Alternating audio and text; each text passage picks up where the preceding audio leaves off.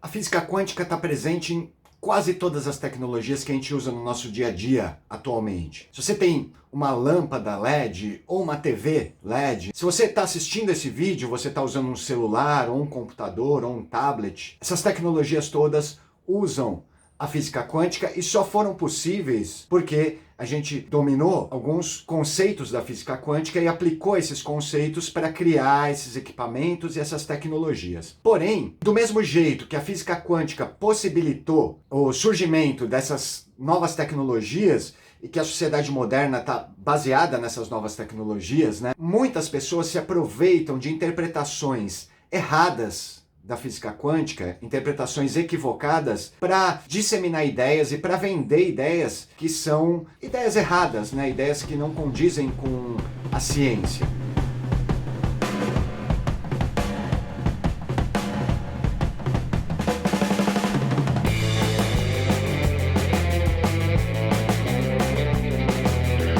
Para essa discussão, eu convidei um aluno que vai fazer algumas perguntas e a gente vai responder essas perguntas. Opa, tudo bem? Tudo bem?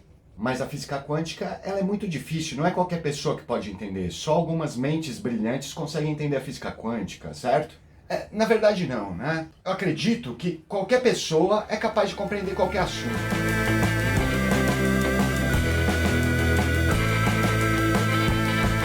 A física quântica, como qualquer outra ciência, ela é uma ciência que ela é inteligível, qualquer pessoa pode compreender. De fato, a física quântica está baseada em algumas equações matemáticas que são bem difíceis da gente compreender e exige uma certa habilidade, um certo ferramental matemático bastante complicado. Mas aí que entra o papel do professor de física, que é o meu caso, né? O que eu vou fazer nessa série de vídeos? Eu vou traduzir esse ferramental complicado da matemática da física quântica para uma linguagem para pessoas comuns, para pessoas que não são físicos, não são matemáticos.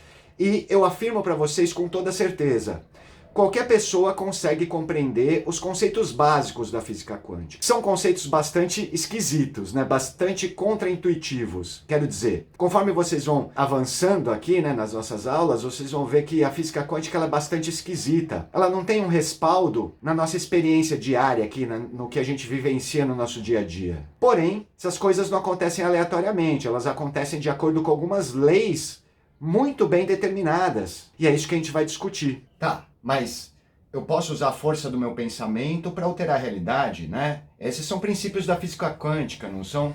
Então, essa é a ideia que todo mundo quer vender da física quântica, né? Mas essa ideia está errada.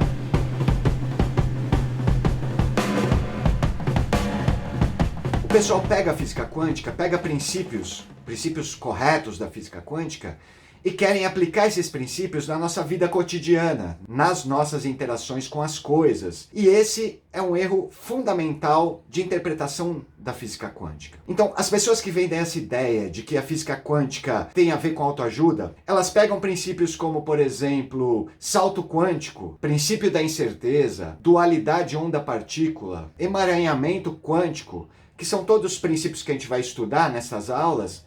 Só que elas distorcem esses princípios e aplicam em situações que esses princípios simplesmente não são aplicáveis, né? Eu não estou negando essa ideia. Eu só estou dizendo que é errado você dizer que a física quântica afirma que o meu pensamento altera a realidade que me rodeia.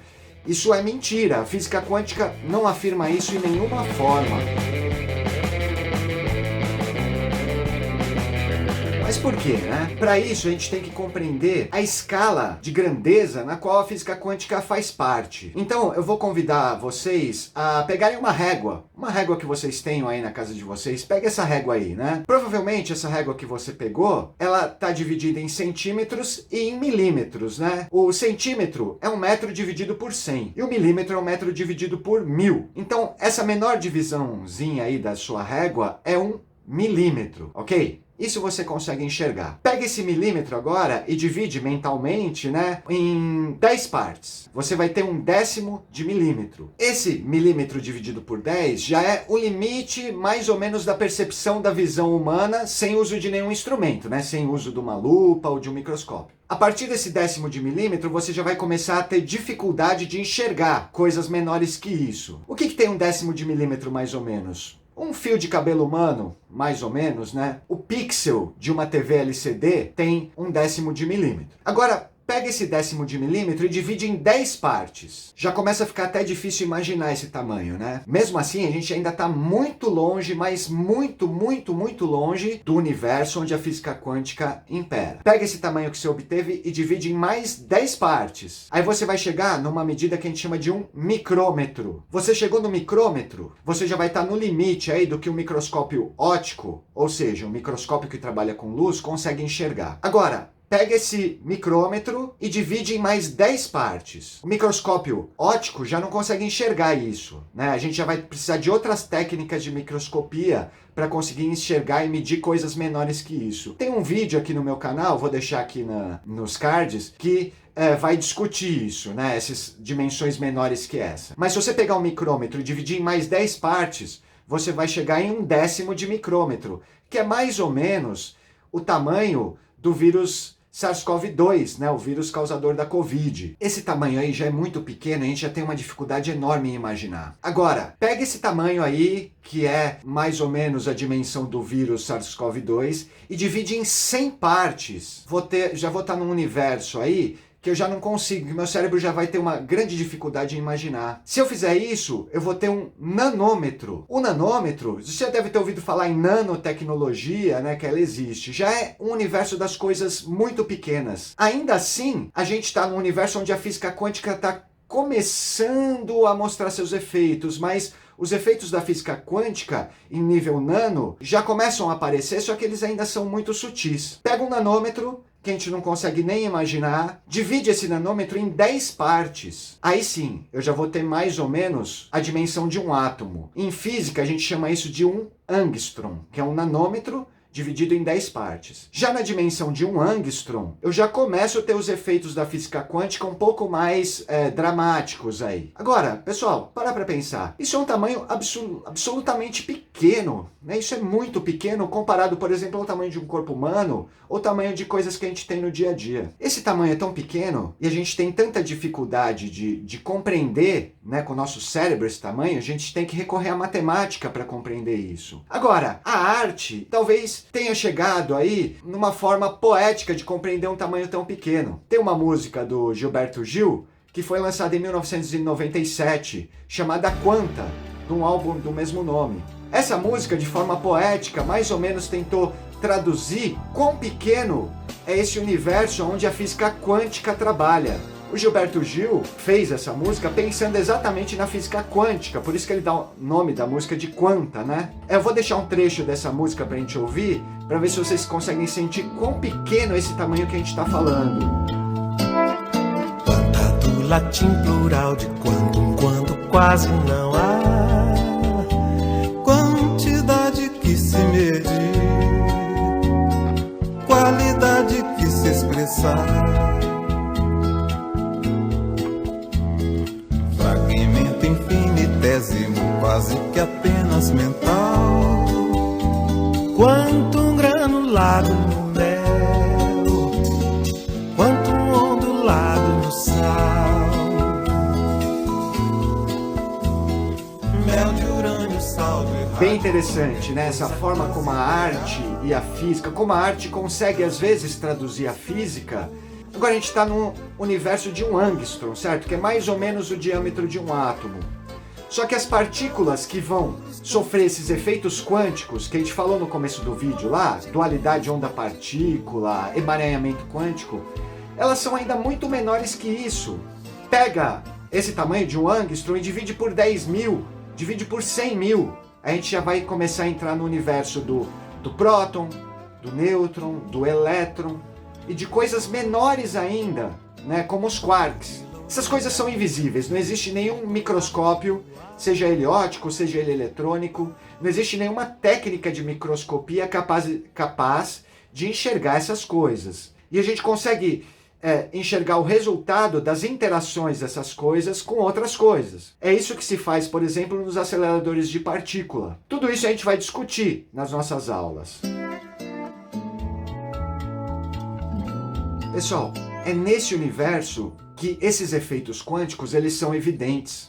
Quando a gente fala de relações do nosso dia a dia, quando a gente fala do vírus, vamos falar do vírus SARS-CoV-2, que causa a Covid? Esse vírus, que já é muito pequeno, que a gente já tem até dificuldade de imaginar essa dimensão, ele já não sofre esses efeitos quânticos de forma significativa.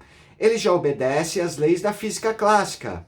As leis de Newton lá, que você estudou na escola, o universo já da dimensão do vírus, ele já é um universo clássico. Imagina então o universo das coisas do nosso dia a dia aqui. E esses efeitos quânticos, que esses místicos gostam de se apropriar deles, eles só acontecem nesse universo. Quando a gente começa a amplificar esse universo e chega já no nível de um vírus, esses efeitos quânticos simplesmente são tão sutis que eles são desprezíveis. E aí que está o grande erro de você pegar a física quântica e trazer para a nossa experiência cotidiana.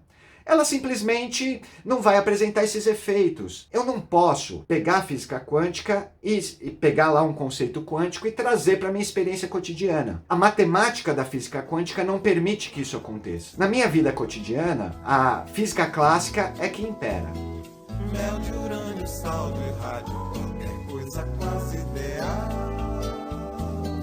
Se você está gostando desse vídeo, deixa um like aí, não custa nada, né? Dá um like se você estiver gostando, né? Se você não estiver gostando, dá um dislike também. Inscreva-se no canal, porque ao se inscrever no canal, você vai poder acompanhar as próximas aulas, nas quais a gente vai discutir aí os conceitos básicos da física quântica. Então, o que eu queria discutir nessa aula é isso, pessoal.